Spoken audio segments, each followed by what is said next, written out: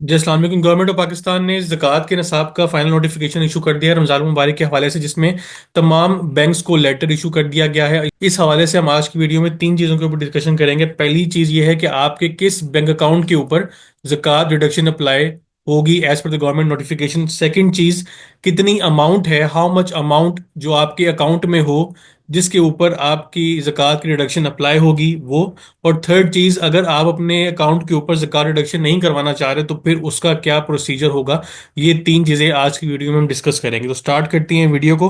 First topic से जो है, विच बैंक अकाउंट, कौन सा बैंक अकाउंट होगा ऐसा जिसके ऊपर ज़कात रिडक्शन अप्लाई होगी। तो इसके लिए गवर्नमेंट का नोटिफिकेशन है, मैंने आपको स्क्रीन के सामने ओपन किया हुआ है, कि 26 फरवरी 2025 को इशू किया गया गवर्नमेंट ऑफ पाकिस्तान की तरफ से, जिसमें तमाम बैंक्स और फाइनेंशियल इंस्टीट्यूशंस को लेटर एड्रेस किया गया।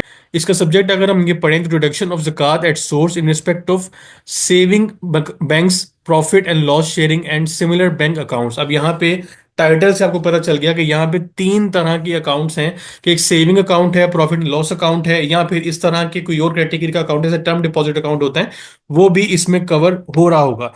इसके बाद जो सेकंड अब चीज है वो अमाउंट से रिलेटेड है। यहाँ पे अमाउंट भी क्लियरली मेंशन्ड है कि 179,689 आपका निसाब ऑफ ज़कात है, जो गवर्नमेंट ऑफ पाकिस्तान ने फाइनल किया है रमजान मुबारक 2025। इसमें साथ क्लियरली लिखा हुआ है कि no deduction of zakat at source shall be made in case the amount standing to the credit of account in respect of the asset.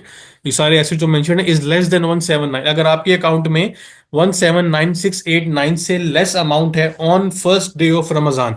अब फर्स्ट डे ऑफ रमजान यहाँ पे डेट भी मेंशन है कि यकम या 2 मार्च 2025 को एक्सपेक्टेड है, क्योंकि आज शाम तक फाइनल हो जाएगा थोड़ी देर में कि अभी आपको ये अमाउंट कल तक इसके ऊपर डिडक्शन होगी या आपके 2 मार्च को डिडक्शन हो रही होगी। तो अमाउंट आ गई 179,689। अकाउंट है saving account, profit and loss sharing account, या फिर इस तरह का कोई और टर्म डिपॉजिट या कोई भी इस नेचर का अकाउंट जिसके ऊपर आपको प्रॉफिट बेसिकली रिसीव हो रहा होता है।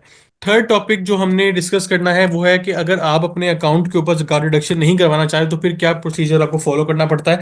उस केस में फिर आपको एक एफिडेविट देना पड़ता है बैंक को, जिसमें आपने लिखा होता है कि आप अपनी ज़कात खुद जमा करवाएंगे, सेल्फ पेमेंट है ऑफ ज़कात, और आपके अकाउंट पे कोई भी ज़कात रिडक्शन ना की जाए। जिसमें आपका अकाउंट नंबर होता है उस एफिडेविट में, और इसके साथ साथ बैंक का नाम होता है जिसमें वो आपका अकाउंट मेंटेन्ड है, और वो जो एफिडेविट है उसके ऊपर आपने अपने साइन स्टैंप और अंगूठा भी लगाएंगे और साथ उसको नोटराइज कराएंगे, अटेस्ट करवाएंगे, तो ही जाके वो एक्सेप्ट होगा बैंक की अकाउंट्स या फाइनेंस डिपार्टमेंट के थ्रू। क्योंकि लीगल डिपार्टमेंट इसको ज्यादातर देख रहा होता है, क्योंकि इस नोटिफिकेशन में गवर्नमेंट ऑफ पाकिस्तान ने सारे बैंक्स को कहा है कि वो ये जो फॉर्म है CZ08, ये ज़कात की पेमेंट के बाद जब डिपॉजिट करवा दें तो ये फॉर्म भी जमा करवाएं। इसके साथ साथ यहाँ पे अकाउंट का रेफरेंस भी दिया हुआ है कि CZ08 अकाउंट नंबर है सेंट्रल ज़कात अकाउंट, जिसके अंदर ये पैसे तमाम बैंक्स जमा करवा रहे होंगे।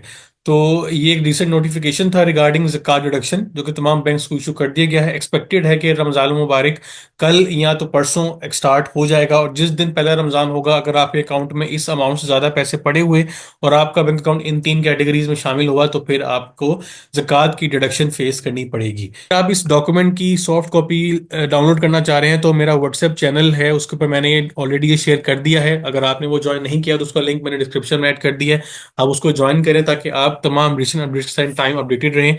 इंशाल्लाह नेक्स्ट वीडियो में टॉपिक के ऊपर डिस्कशन होगी। अपने ख्याल रखिएगा। अल्लाह हाफिज़।